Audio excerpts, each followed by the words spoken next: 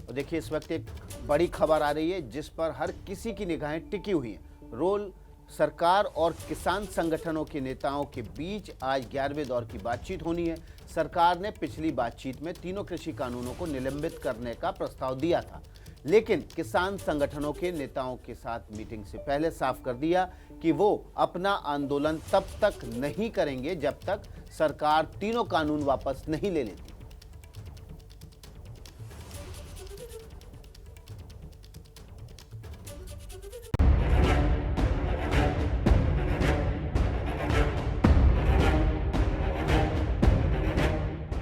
एक डेढ़ साल तक भी कानून के क्रियान्वयन को स्थगित करने के लिए सहमत है।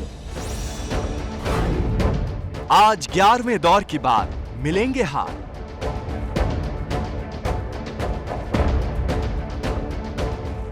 मीटिंग में ये फैसला लिया कि जो सरकार ने जो प्रस्ताव दिया था वो हमको मंजूर नहीं है।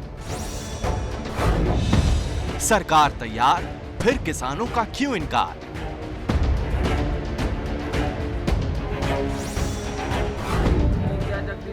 किसान आंदोलन का आज 58वां दिन है, लेकिन ये दिन सबसे अहम है। आज किसान संगठन और सरकार के बीच 11वें दौर की बातचीत होनी है।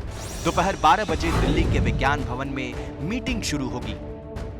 10वें राउंड की बैठक के बाद सरकार ने तीनों कानूनों को 1.5 साल तक निलंबित रखने का प्रस्ताव दिया था। कानूनों पर विचार करना है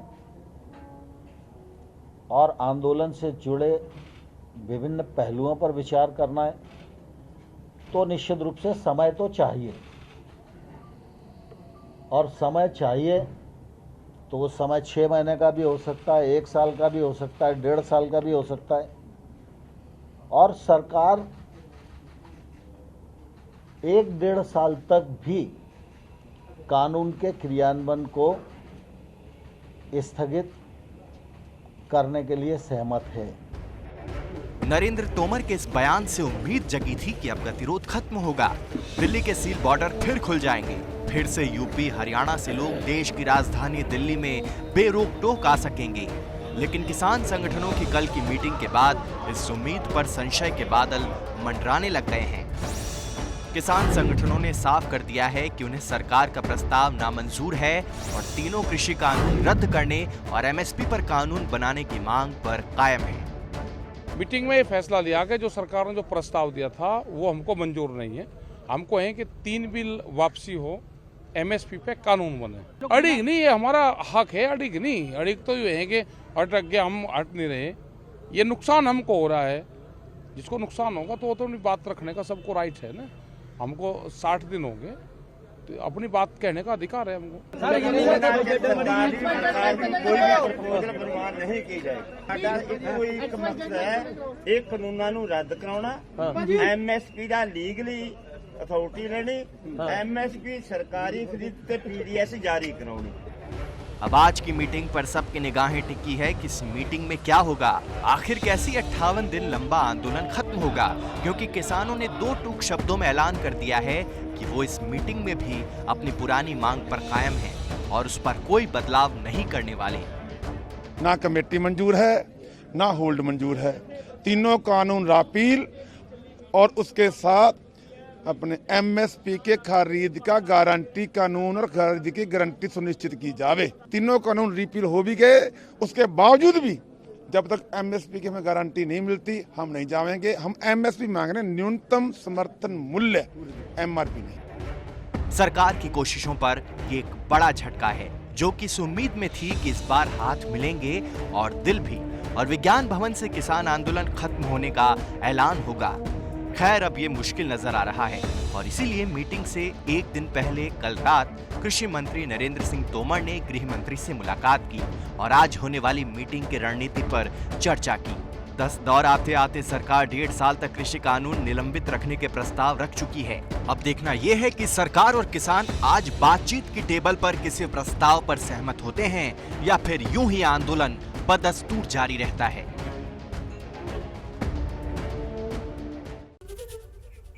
कुल मिलाकर विकास कहा जा सकता है कि एक तरफ आज किसान नेताओं और सरकार के बीच बैठक होनी है, तो वहीं इसके बाद किसान संगठन और दिल्ली पुलिस के अधिकारियों के बीच भी बैठक होनी है। इस मीटिंग का एजेंडा है 26 जनवरी का ट्रैक्टर मार्च।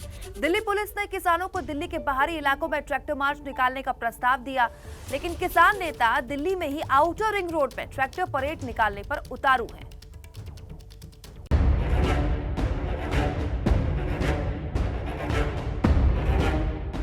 वो नहीं देते तो हम अपना करेंगे वहीं, आप सोच लीजिए।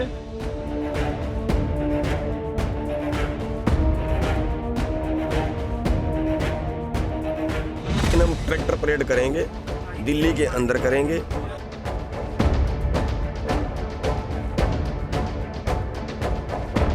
तिरंगे की शान बढ़ाने को अपनी राष्ट्रीय राजधानी के अंदर आकर ही परेड करेंगे।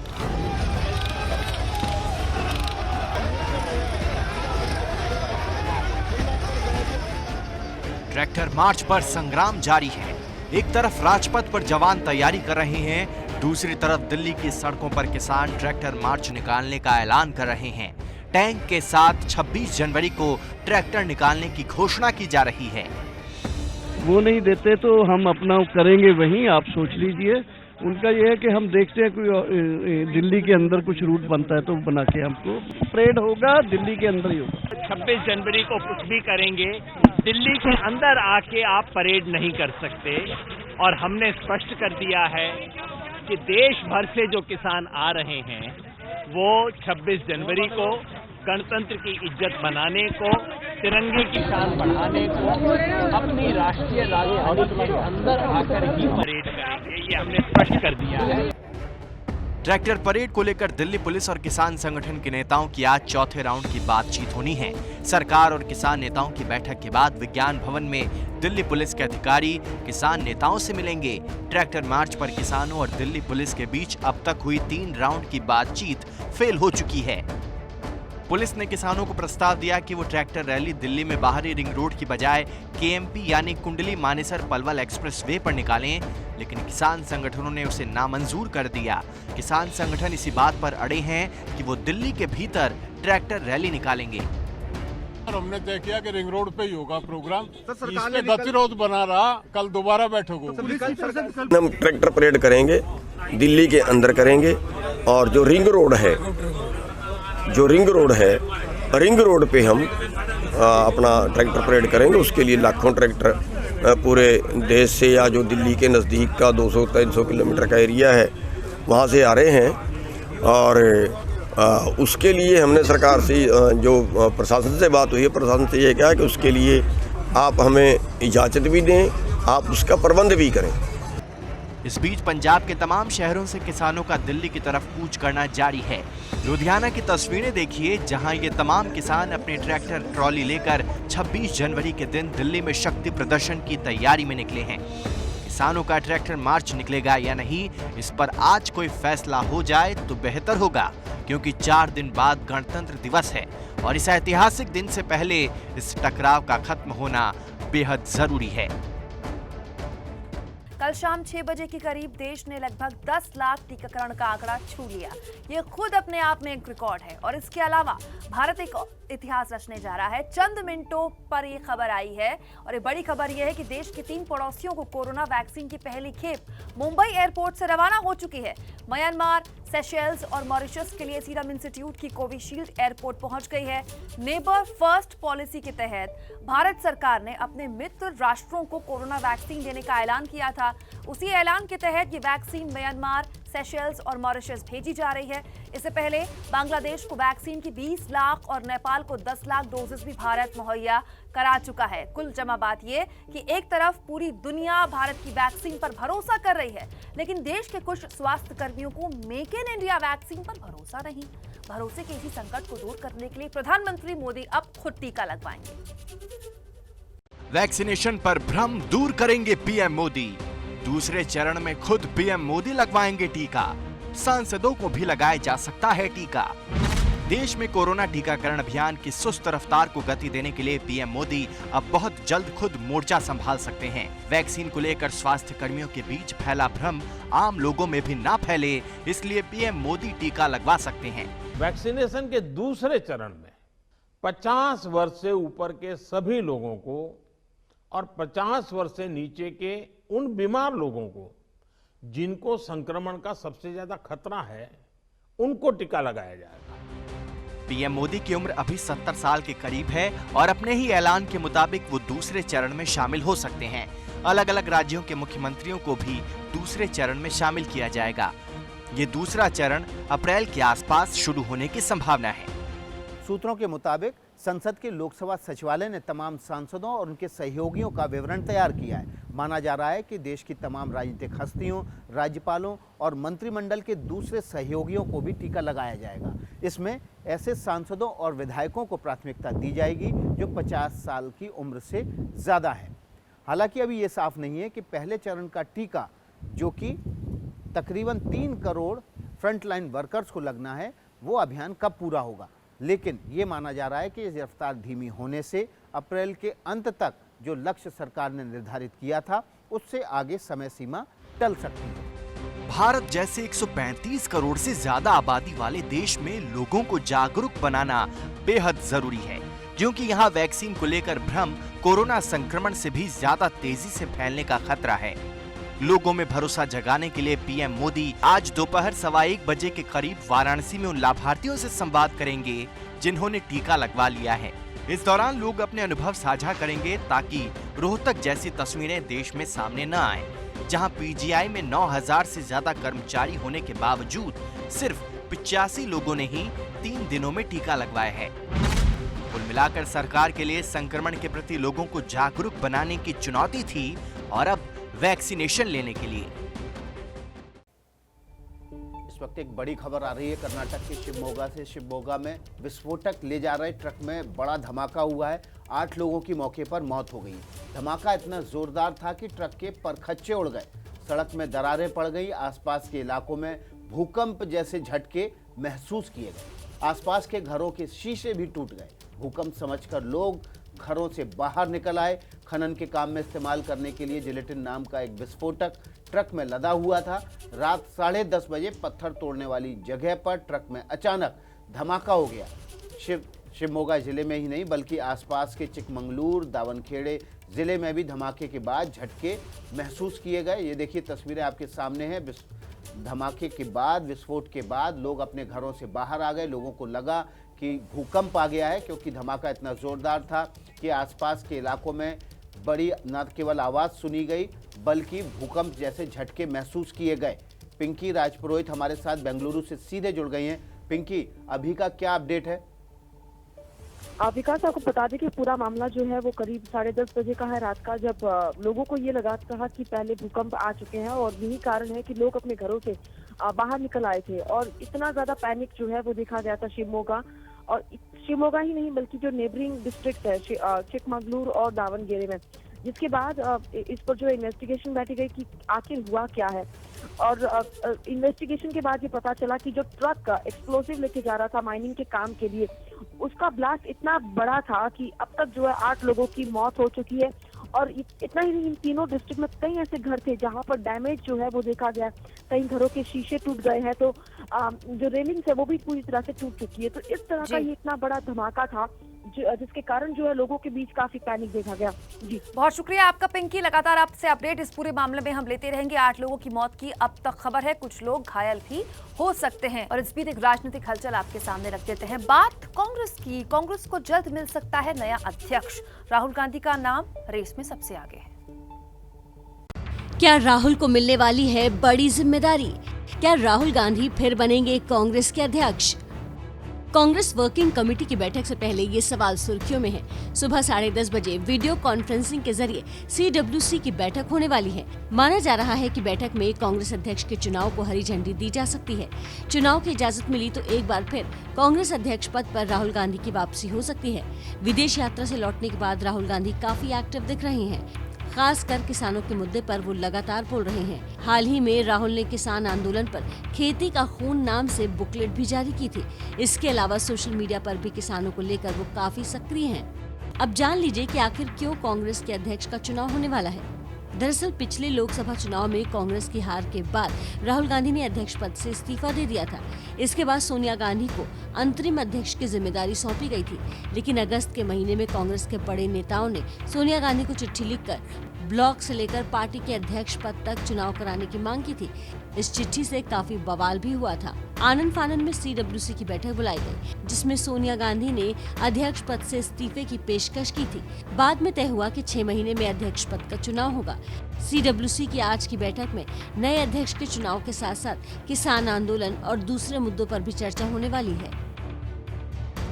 इस वक्त एक बड़ी खबर आ रही है मध्य प्रदेश से। मध्य प्रदेश में अवैध शराब माफियाओं और तस्करों के खिलाफ सरकार लगातार ऑपरेशन चला रही है। इसी से जुड़ी नई खबर अब दमोह जिले से आई है, जहां एक पूरा का पूरा गांव अवैध शराब के धंधे में शामिल था। सिर्फ 4 ही घर ऐसे मिले जहां शराब नहीं बनाई जा रही थी। पुलिस और आबकारी विभाग की साझा कार्रवाई में लगभग हर घर से अवैध शराब की हजारों लीटर खेप बरामद हुई है, जिन्हें तरह तरह से घरों में छिपाकर रखा गया था। हालांकि पुलिस के आने की भनक मिलते ही एक शराब माफिया चकमा देकर भाग निकला। कुछ दिन पहले मुरैना में जहरीली शराब की वजह से 25 से ज्यादा लोगों की मौत हुई थी। उसके बाद शिवराज सरकार ने बड़ी मुहिम अवैध शराब के खिलाफ चलाई थी और उसी का नतीजा है कि अब दमोह में कार्रवाई करते हुए पुलिस ने एक पूरे गांव पर छापा मारा, जहां सिर्फ 4 घर छोड़ के हर घर में शराब बनाई जा रही थी। इस बीच एक महत्वपूर्ण खबर आपके सामने रख देते हैं, जो कि भारत समेत कई देशों के लिए है। भारत समेत कई देशों में कोरोना की वैक्सीन पहुंच आ रहा है। सीरम इंस्टीट्यूट पे कल शाम आग लगने से हड़कंप मच गया। हादसे में 5 लोगों की दर्दनाक मौत हुई है। महाराष्ट्र के CM उद्धव ठाकरे आज सीरम इंस्टीट्यूट जाने वाले हैं, लेकिन ये हादसा कैसे हुआ और लापरवाही कहाँ हुई, हमारी रिपोर्ट बताएगी।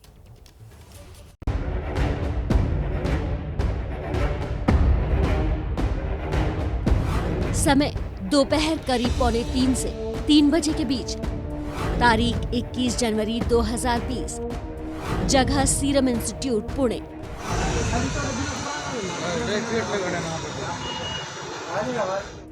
चारों ओर धुआं ही धुआं नजर आ रहा था। बड़ी बड़ी बिल्डिंगों के बीच से निकलती आग की लपटों ने सबको बेचैन कर दिया था। और बेचैनी हो भी क्यों ना, एक तो ऐसी खतरनाक आग और ऊपर से आग भी कोई मामूली जगह नहीं, बल्कि देश दुनिया को वैक्सीन देकर कोरोना से बचाने वाली सीरम इंस्टीट्यूट की एक बिल्डिंग में जो लगी थी। ये आग इस कदर भयानक थी कि इसकी चपेट में आने वाले 5 लोगों को अपनी जान गंवानी पड़ी। आपको बता दें कि आग कोरोना वैक्सीन बनाने वाली बिल्डिंग में नहीं लगी थी। जिस जगह ये आग लगी थी वो यहाँ से थोड़ी दूर थी। शुरुआती जांच में पता चला है कि बिल्डिंग में वेल्डिंग का काम चल रहा था। आग उसकी वजह से ही लगी। ये बात भी क्लियर है कि यहाँ पे कुछ भी कोविशील्ड का स्टोरेज नहीं था। यहाँ पे कोविशील्ड का मैन्युफैक्चरिंग भी नहीं था। ये अंडर कंस्ट्रक्शन बिल्डिंग थी। महाराष्ट्र में डिप्टी CM अजीत पवार घटनास्थल पर पहुंचे और जांच के आदेश दिए हैं। गवर्नमेंट की तरफ से पूरा ऑडिट शुरू होगा और एग्जैक्ट आग कैसे लगी, ये वहाँ कुछ वेल्डिंग का काम चालू था या अलग कुछ काम चालू था या किसी ने कुछ वहाँ डाला था। इस पूरे हादसे में सीरम की कोविशील्ड वैक्सीन को कोई नुकसान नहीं पहुंचा है। हालांकि पूरे मामले की जांच के लिए आज महाराष्ट्र के CM उद्धव ठाकरे घटनास्थल का जायजा लेने के लिए जाने वाले हैं। मृतकों के परिजनों को सीरम इंस्टीट्यूट की तरफ से 25-25 लाख रुपए का मुआवजा दिया गया है। विकास, नमस्ते भारत में हर रोज हम अपने दर्शकों को मौसम का अपडेट देते हैं, तो जान लीजिए आज आपके शहर में मौसम का हाल क्या रहने वाला है। बात देश की राजधानी दिल्ली की। दिल्ली में आज सुबह तापमान 7.4 डिग्री था। इसका मतलब दिल्ली में सुबह भी अब कड़ाके की ठंड है। यही हाल NCR का भी है। कुछ इलाकों में कोहरा रहा। 500 से 800 मीटर के बीच विजिबिलिटी रही। कोहरे की वजह से ट्रेनों की रफ्तार आज थोड़ी धीमी दिख सकती है। आज उत्तर रेलवे की 10 ट्रेन देरी से चल रही हैं। तापमान 7.4 दिल्ली में रिकॉर्ड किया गया। दिल्ली NCR के कुछ इलाकों में धुंध है। वैसे विजिबिलिटी की ऐसी कोई खास दिक्कत नहीं है। मौसम विभाग का कहना है कि अगले 2 दिन में मौसम में फिर बदलाव देखा जा सकता है। दिल्ली और एनसीआर में कड़कड़ाती ठंड कायम है। इस वक्त न्यूनतम तापमान 7.4 डिग्री सेल्सियस दर्ज हुआ है, वहीं अधिकतम तापमान 22.8 डिग्री सेल्सियस दर्ज हुआ है। इस वक्त तस्वीरें आप गाजीपुर के पास की देख रहे हैं। हल्की रोशनी हो चुकी है, हालांकि सनराइज अभी नहीं हुआ है, लेकिन जो व्हीकल्स आपको दिखाई देंगे, जो वाहन आपको दिखाई देंगे, वो लगातार अपनी फॉग लाइट्स और अपनी हेडलाइट्स ऑन करके चल रहे हैं, क्योंकि विजिबिलिटी बेहद कम नजर आ रही है। हालांकि मौसम विभाग के अनुसार जो विजिबिलिटी है वो 500 मीटर से 800 मीटर के बीच बनी हुई है। जो दिल्ली के आउटस्कर्ट्स हैं, यानी कि सफदरजंग, पालम, वहां पर विजिबिलिटी कहीं ना कहीं 400 से 500 के बीच है। लेकिन जो आगे आने वाले दिन है उसमें और भी ज्यादा कोहरे का कहर देखने को मिल सकता है। फिलहाल आपको बताएं कि बारिश की कोई आशंका नहीं है, लेकिन जिस तरह से पहाड़ी इलाकों में बारिश हो रही है और कुछ इलाकों में बर्फबारी भी हो रही है, उससे ठंड का असर दिल्ली और एनसीआर में बढ़ता जा रहा है। कैमरा पर्सन भूपेंद्र रावत के साथ अजातिका सिंह, एबीपी न्यूज, गाजियाबाद।